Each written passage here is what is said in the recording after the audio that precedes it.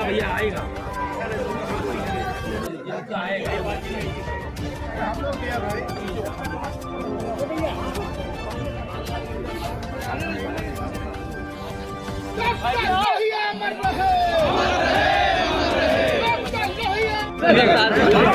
हर वर्ष की तरह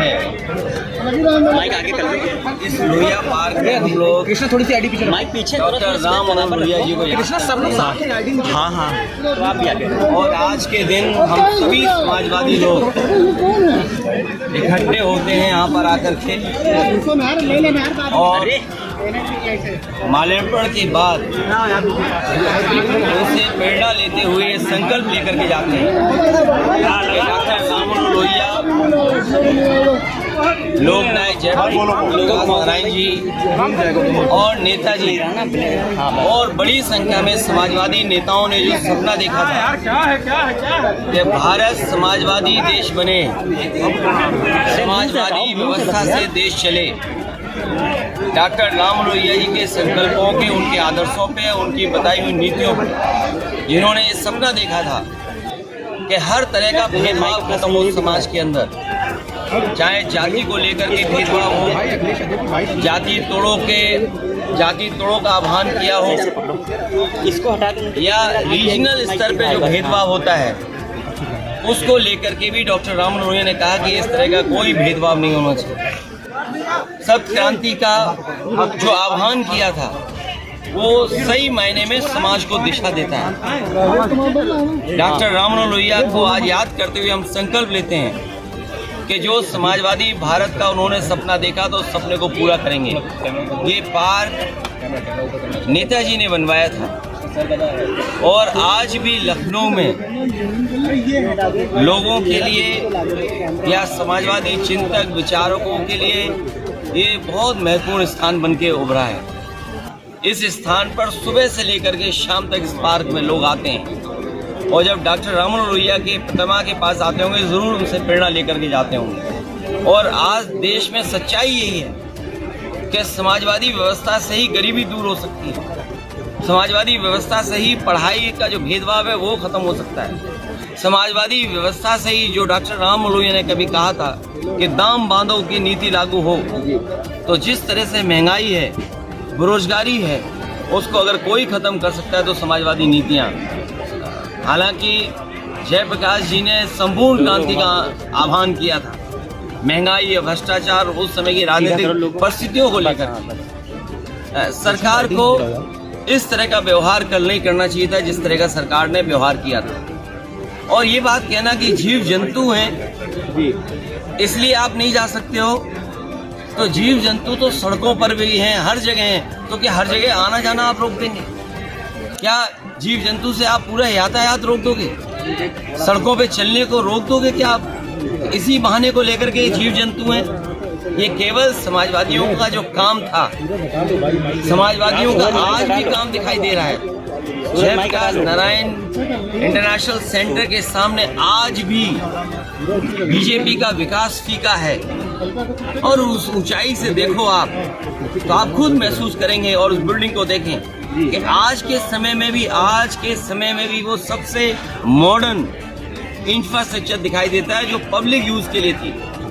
ये जो ओपन स्पेस आपको दिखाई दे रहा है, ये पार्क, ये समाजवादियों की देन है, चाहे आपका लोहिया पार्क हो, चाहे छोटे लोहिया जनरेशन पार्क हो। अब तो ये सरकार रख रखाव भी नहीं कर पा रही है, तो सोचिए वो महापुरुषों का सम्मान क्या करेंगे। आपको चेन्नई में होगा, आपको क्यों, मतलब मोटिव क्या हो सकता है गवर्नमेंट का कि आपको जेपी पे जाने रोक दिया, यहाँ पे आप आ गए, वहाँ रोक दिया? देखिए, इसका जवाब तो वही लोग दे सकते हैं। अगर वो जीव जंतु की बात है तो जीव जंतु यहाँ ज़्यादा होंगे, क्योंकि यहाँ हरियाली है, पार्क है, पेड़ पौधे हैं, हो सकता है जीव जंतु यहाँ हो। ये केवल बहाना था अपनी नाकामी छिपाने के लिए, क्योंकि आज भी जो बिल्डिंग, जो स्मारक दिखाई देता है वो भारतीय जनता पार्टी के हर विकास को फीका कर रहा है।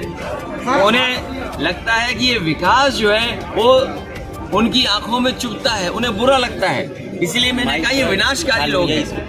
इनके भाव देखो विनाशकारी हैं, इनके काम करने के तरीके विनाशकारी हैं। आप सोचिए, जब आरोप लगा, प्रश्न लगा कि आपने एक की हत्या की है एनकाउंटर में, तो आप सोचिए हत्या को बैलेंस करने के लिए हत्या, इनसे बड़ा जातिवादी कौन हो सकता है। मैं नहीं था उस समय, लेकिन उसके पिताजी से क्या क्या कहलवाया गया, उसके परिवार से क्या क्या कहलवाया गया। मुझे ठंडक नहीं मिली है। ठंडक मिली होगी तो इस प्रदेश के मुख्यमंत्री जी को ठंडक मिली होगी कि एक को मार करके दूसरे को मार करके बैलेंस करने की जो उन्होंने रणनीति अपनाई थी। ये तमाम वो चीजें हैं जो समाजवादी लोग कभी सोच भी नहीं सकते। किसी के साथ व्यवहार ऐसा समाजवादी लोग नहीं कर सकते। सर एनसीपीसीआर ने एक रिपोर्ट का हवाला दिया है और उस रिपोर्ट के हवाले से कहा है कि सभी स्टेट, सभी यूनियन टेरिटरीज में मदरसा बोर्ड बंद करना चाहिए और मदरसों की स्टेट फंडिंग रोक देनी चाहिए। देखिए, ये भेदभाव का देश सबका है, सबका देश है। संविधान, लोकतंत्र और खास संविधान हमें अधिकार देता है। तो संविधान से जो चीजें, व्यवस्थाएं बनी हैं, हर संविधान से बनी हुई चीज को ये उलटना चाहते हैं।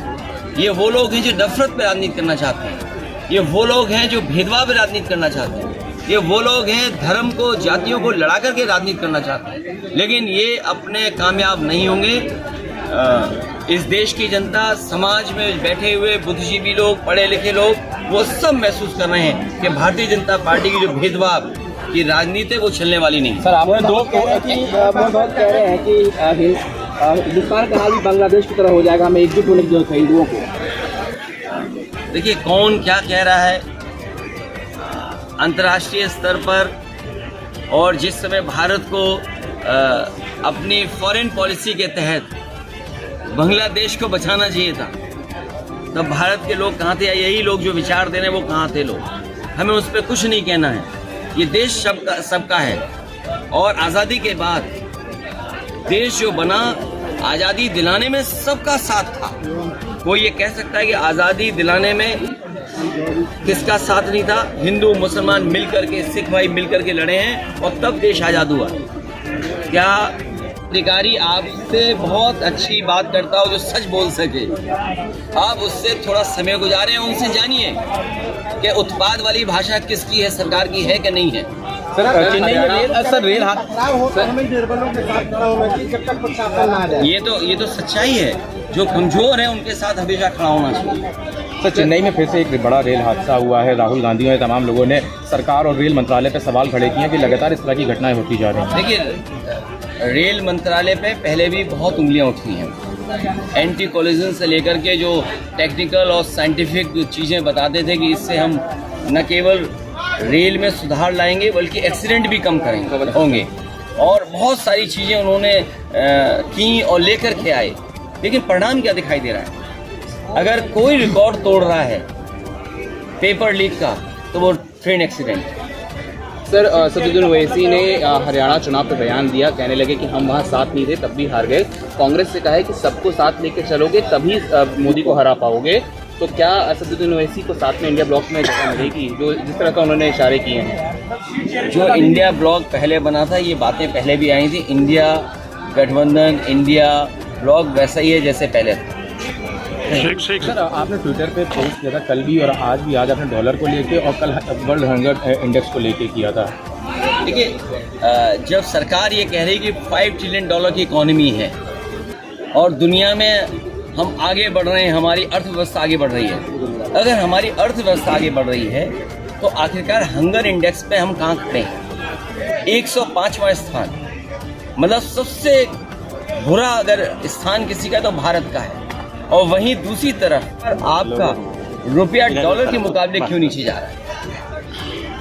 तो ये तो तमाम वो सवाल हैं जो सरकार को जवाब देना चाहिए। इनका भ्रष्टाचार, इनके महंगाई न रोकने की, और जो इन्वेस्टमेंट में जो सपने दिखाते हैं कि इन्वेस्टमेंट आएगा, ये तमाम वो नाकामी है जिसकी वजह से हंगर इंडेक्स में हम यहाँ पहुँच रहे हैं और हमारा रुपया भी लगातार नीचे जाता रहा है।